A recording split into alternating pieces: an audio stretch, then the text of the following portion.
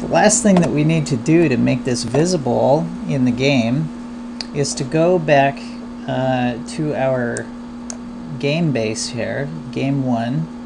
Over in our Solution Explorer, you can double click on game1.vb and open our game class.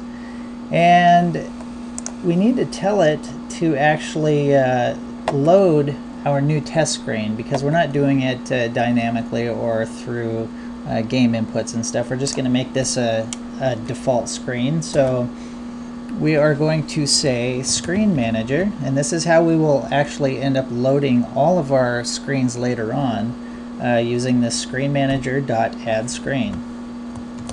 And the name of the screen, or the type of screen, is going to be a new test screen. So we're creating a new instance of our test screen class.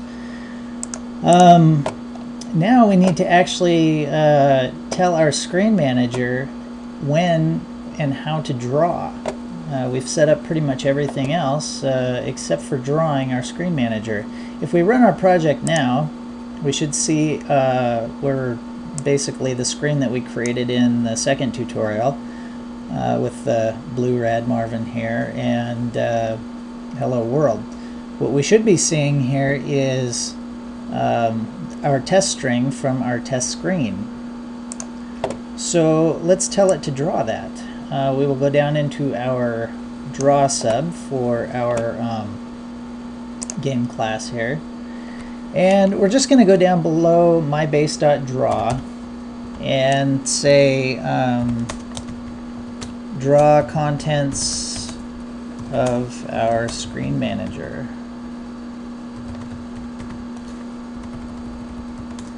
Alright, so this is where we will where we will handle our Screen Manager's drawing. All the screens that are listed in there that update through the Screen Manager's update cycle will be drawn right here in this one place. So we'll say Screen Manager dot draw, and that's really all we need. Now if we did this correctly, when we run our application, we should actually see our new screen, and it should have a lifespan of about 5 seconds, so it should disappear after that time. Let's go ahead and run our project. As you can see, the background color is that single pixel color that we selected from Rad Marvin's image in the test screen. And you also saw there that the screen vanished after a few seconds, so our update timer is working properly. Those update timers will be used for all sorts of things in your game, from controlling you know, the rate of text that is being written to the screen, or animation cycles, walk cycles for your characters, or water, all sorts of things. So as you can see, that's working pretty well. I'm going to go ahead and run that one more time just for fun. And you can see that it's being stretched a little bit. We drew the text to our screen, and then we stretched that screen over the render surface here, so it stretched it out.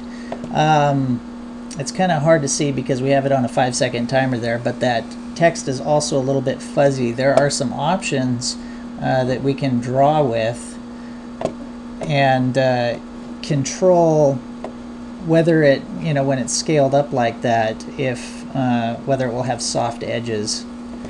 I will go through those in a minute here. So we can close out of there, and then we can go back to our test screen.